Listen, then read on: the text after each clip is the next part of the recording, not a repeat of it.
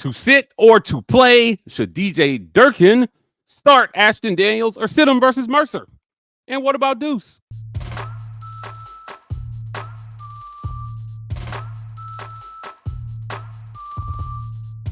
Welcome on into the Auburn Express, powered by the War Report. I'm your host, Mike G. Turn us on, turn us up, we'll turn it out. I'm here with my good friend Caesar Walker to talk a little Auburn football here on a Monday morning. Caesar, it's the Monday after, and Auburn is still a 4-win football team here going in to the bye week here, the second bye week for Auburn.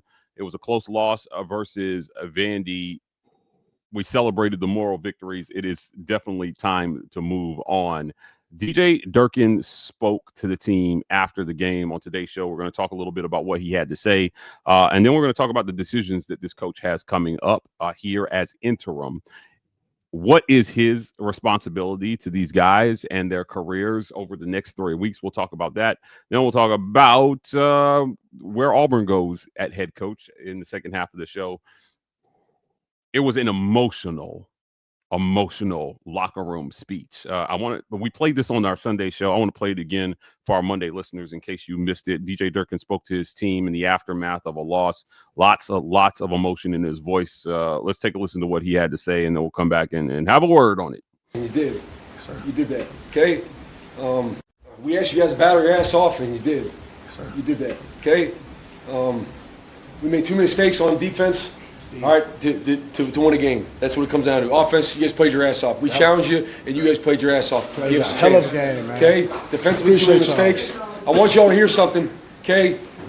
Throughout your entire life, people will tell you what you can't do, what you won't do. You know what you can do. Everyone got me? Yes, you looked at it right in the eye. You guys had a lot of distractions going on this week, and you came together, and you fought your ass off on the road, a top 20 team, and took it to overtime. And we said we do however long it takes. Okay? You did that. You battled your ass off. We didn't come in for more victories. We ain't happy about keeping it close because that ain't Auburn. We're here to win. We're going to win these games and win championships. That is what we are here at Auburn. We're going to win these games and win championships. But that is a step in the right direction. You got to go battle and be there in the end first. All right? So treat it as a step. You got me? And there's some fabric and fiber in this program and with this team. You understand me? We're learning how to go do that. We battle our ass off. We're going to take the next step because we're moving forward. We have a great team in here. You guys compete your ass off. You can look at the guy next to you and know that guy gave you his all. He gave you his all, and you gave it back to him. I love you guys. You compete your ass off. You respond to everything we challenge you with. We challenge you as coaches. You responded. Yes, sir. You hold that strong. You hear me? Yeah. Don't you ever tell someone what you can or can't do in life, man. You just go do it.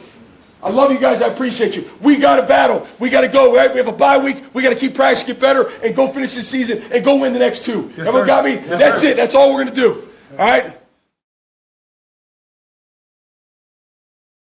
Don't ever let anyone in life tell you what you can or can't do. Powerful words from DJ Durkin there to his team. I love that message. Yeah. I loved every second of that speech here. Again, a lot of people in our comment section saying we're overreacting to one good speech or one good game or one good performance by the offense. I don't think so. I think this guy has been coaching on this team for 2 years. He understands who they are. I think that he understands what they're made of at their fabric, and he thinks that he's got winners on his hands, and he's going to try to make them into winners over the next 2 weeks. You know, you didn't make our Sunday show, but I wanted to get your initial reaction to DJ's locker room speech. And you know, these guys believe in him, man. We've reported out to our listeners on defense. They've been bought in since the jump with this guy. Now the offense gets a little taste of what it's like to be coached directly by him. You know, what did you think about that? Powerful quote out of the movie Remember the Titans. It was attitude reflects leadership. Yep. And your team is really going to be a reflection of who you are as a coach and what you model for those kids.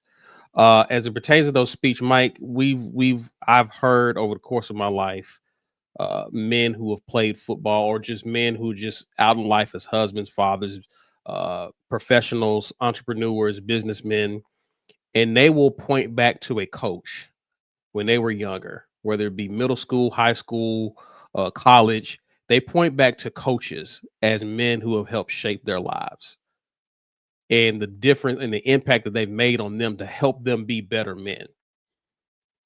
That speech you saw is an example of something that's imprinted in the minds of men who go on to do great things. Those are the moments that those guys that you see reference back to a coach. That's an example of what you saw that will impact those guys and will probably stay with some of those men forever. It was a powerful speech. Touched me to just hear a coach show so much emotion and care for his players, right? And he's only been a head coach. He's only been an interim coach for a few days, not even a week, Mike. And that's how much he cares about those guys. And those guys can feel it. You could feel it when you watch that video. He cares. Yeah. He absolutely cares about these guys and their success. He's committed to their success. And one thing I'll say about DJ Durkin, whether you like him or don't, he puts 100% into everything that he does. Yeah. Whether it's game plan, whether it's calling a defense, or just motivating his kids. He gives it his all. That's one thing that I can't give to him. And he laid it all on the line for them there. That's why you can see the emotion in it, because again, he's not going through the motions. He truly cares about what he's doing. He cares about the quality of work that he's doing as an interim head coach. And I tip my cap to him for that speech, and I tip my cap to him for the effort he's putting in. Look, part of the leadership that he's going to have to demonstrate over here is tough decision making. Look, they were very decisive about where they were going at quarterback going into the Vanderbilt game. They settled on Ashton very early in the week, and they announced it on Wednesday, but they had decided he was going to start on Monday. He took reps with the ones all week, and with him preparing as the starter without this silly, we're going to see how they compete in practice this week mess. Right. He looked good. He looked all SEC out there against Vanderbilt, completing 70% of his passes for over 350 yards, 2 touchdowns through the air. I think he had 2 on the ground as well, 4 total touchdowns. Yeah. Just an absolute dynamite performance from Ashton Daniels, one we haven't seen since Bo. And then when Auburn needed to go down and tie the game up, he took the team down the field and made 2 throws, including a 2-point conversion to Cam Coleman, where quarterback and receiver both just made plays for each other. Ashton hasn't played a lot this year. If he plays in 2 more games, he burns his red shirt. Now, if you're DJ Durkin, you have a decision, I think, to make that. Honestly, I don't even know if it should be his decision. I think it should be Ashton's decision about whether he plays versus Mercer or not. It just seems to me it would be a terrible waste for him to burn a whole year of eligibility in a season like this with what could be a lame duck interim head coach for all we know. But it's, if he's not coming back next year, or even if he is coming back next year, you want to be able to come back for another year and play for him maybe. The way he played, you've got 2 more games, and you've got the Iron Bowl as one of those games. Should the decision be in Ashton Daniels' hands, whether he sits versus Mercer and preserves his red shirt, or should the coaches be the ones to decide his fate this season? I think the coaches should decide to listen to their player in this regard. Yeah. Right? Like, I really think this should be Ashton's call. And my thing is, this is an easier decision to make because of what happened against Vandy. Ashton had the game of his life. And you ask Ashton, hey, Ashton, are you good with the next 2 games being your final games of your career? Or would you like to have a whole season like what you saw 100%. Against Vanderbilt? What would you like to do? You got your degree. What do you want? How would you like your football career to perhaps end? Do you want to give it a good 12 games in the SEC, lighting up defenses like you did? Or are you ready to ride off into the sunset after Bama or the bowl game? What would you like to do? And leave it at that. I think if you are committed to these kids' success and helping them achieve whatever it is that they want to do, I think you should commit to that, because in this particular scenario, Mike, he will be doing that in an Auburn jersey, right? Right. It's not an Amari Alston situation where he wants to pursue the rest of his career elsewhere. I think you give him that right to choose what he wants to do and leave it at that. You have a bye week, an additional week to prepare for however he chooses to do that, and let him know, listen, come Iron Bowl, you're our guy. This upcoming week is about your future. So if you decide you want to play another year in an Auburn jersey and have that type of success, we're behind you 100% whether we're here or not. Yeah. Yeah. I couldn't agree more. Look, if you're DJ Durkin, I got to believe you want a scenario where he's on your roster next year. And the only way to make that a reality, I mean, take Ashton out of it. You want him on your roster next year because I would not say that he's got huge pro prospects coming out this year with only 2 games left. Get him although that could change. Yeah. I mean, maybe. Yeah, but I think it's going to be even better if he gets to start next year. Yeah. You redshirt Deuce, and then you still have Deuce in the wings, and he's got 4 years left to play going into next season as the backup. You move on from Jackson Arnold, and he can transfer wherever he's going to transfer. And this roster is Ashton Daniels, Deuce, and whatever young guy you find in recruiting. Look, all this is kind of contingent on DJ Durkin maybe being the head coach here next year. But even if he's not, for the next coach, I think that or just for the kids, forget the next coach, for the kids, if he decides to stay at Auburn and DJ is not here, leave him with the opportunity to be on this roster next year for the next coach and go show out. Mike, do you think Cam would like for Ashton to sit out if Cam is coming back to Auburn? Do you think he would like for Ashton Daniels to be here after the night he had? What do you think Eric Singleton would think about another year of Ashton Daniels? Oh, man. Listen, especially if these guys go tear it up. For the first time in God knows how long, Auburn had a 300-yard passer, 200-yard receivers, and a 100-yard rusher in a single game. Yeah. And had it not been for a hold by Preston Howard, they would have had 200-yard rushers because Ashton Daniels, and maybe they win the game. And we're sitting here talking about an epic win. Look, there is so much promise here. And I'm not in the vein of people who just say, forget the roster, blow it up and start over. No. Recruiting is hard. Recruiting is hard, Caesar, and you did the hard work of getting all these top 100, top 50 players to the Plains. Why throw that all away if you don't have to? Maybe you are a couple pieces away.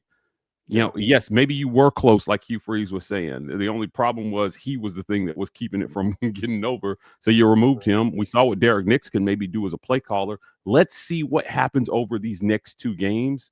And if it looks consistent, you're John Cohen. You've got to go give him a look. Look, I'm, as this is playing, as you guys are watching this, 8 hours from now, I'm going to be sitting down with John Cohen to talk about this live in person.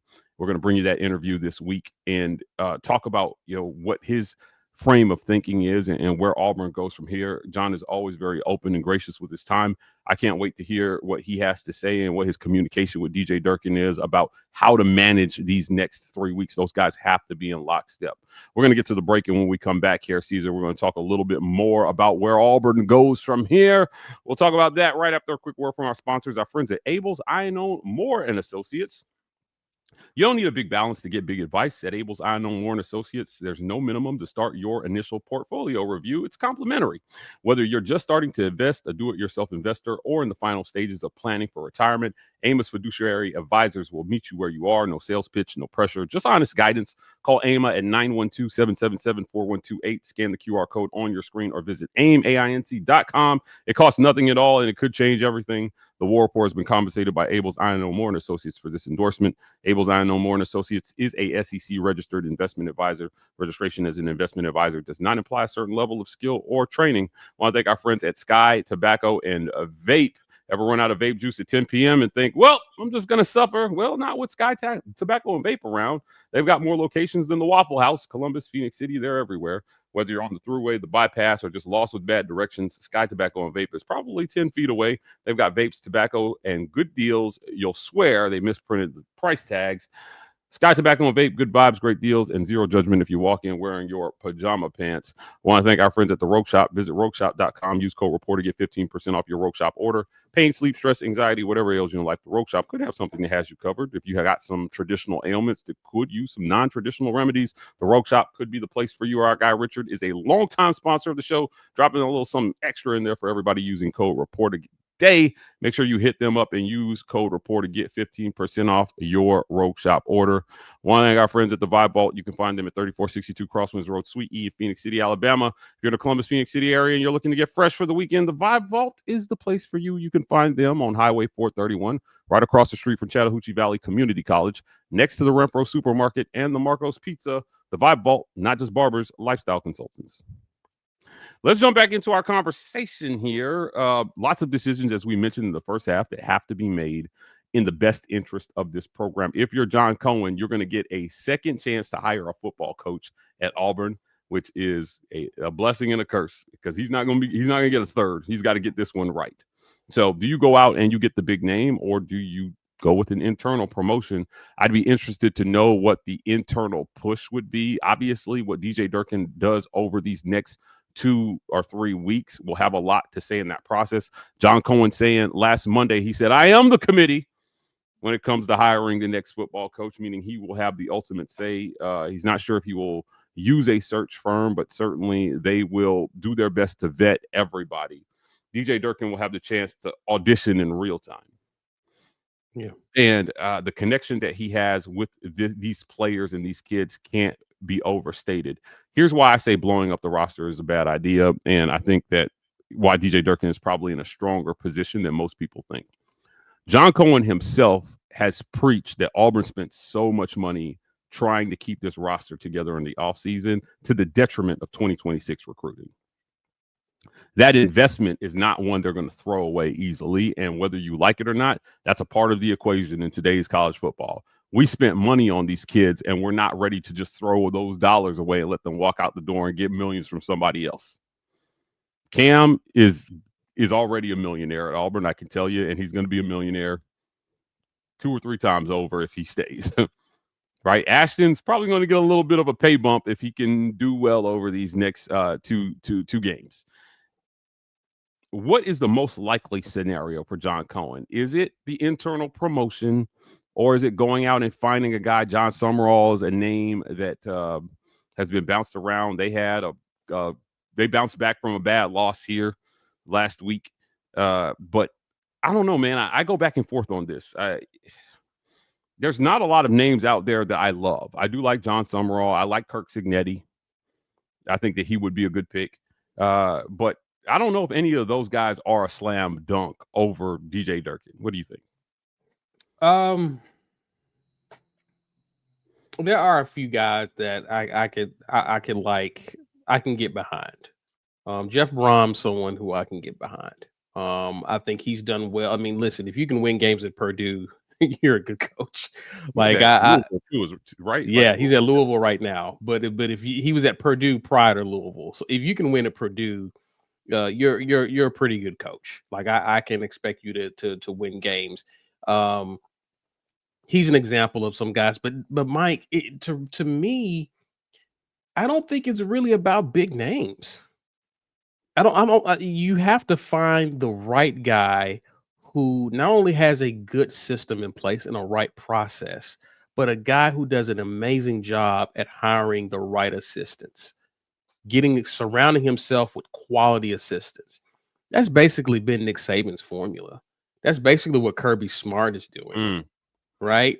What happened to Brian Kelly is you went to a place with tons of resources and amazing athletes, but you didn't make good hires in terms of your assistants. LSU had no business having an awful defense the way that they had them during those years. In fact, you ruined and wasted a championship offense that had a Heisman winner because you picked bad assistants.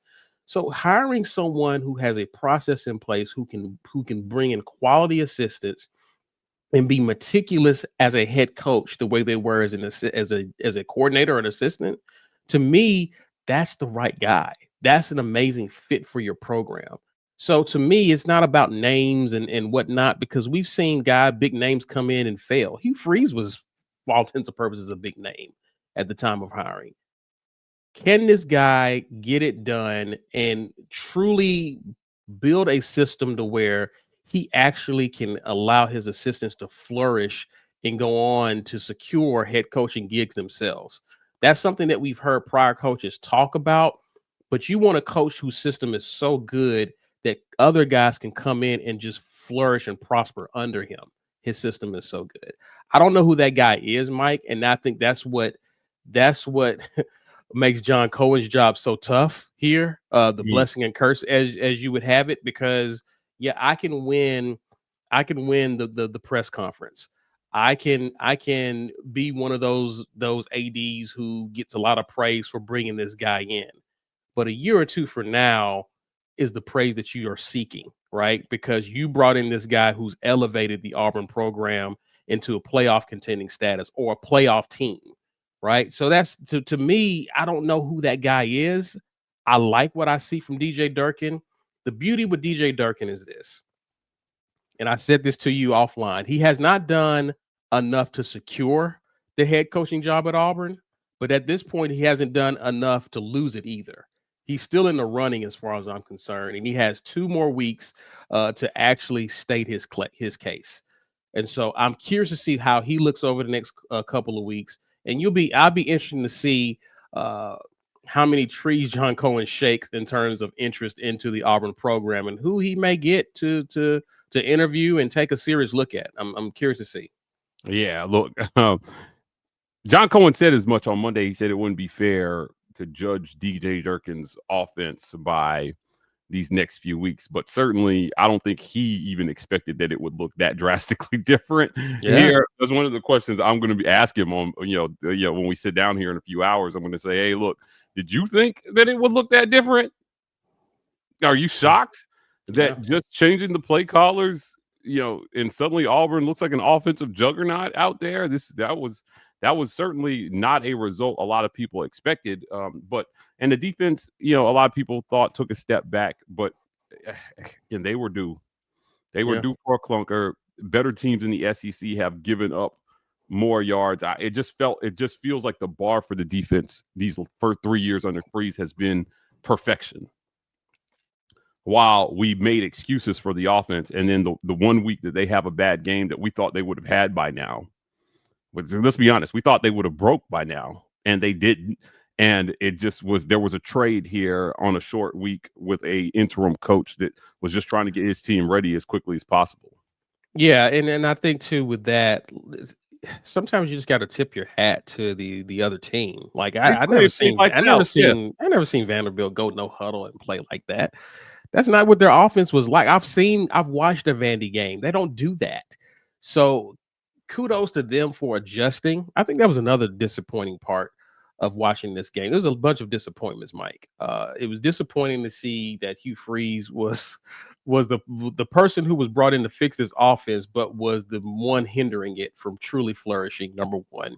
Number two was seeing the defense finally give up a lot of points. But number three was seeing a team in Vandy actually make adjustments offensively. I mean, completely go away from your game plan to do what it takes to win it. Like, to me, that was almost infuriating. Like, how come Auburn couldn't do that throughout this season, right?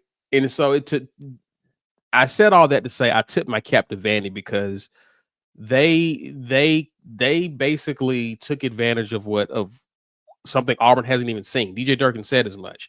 We haven't seen that.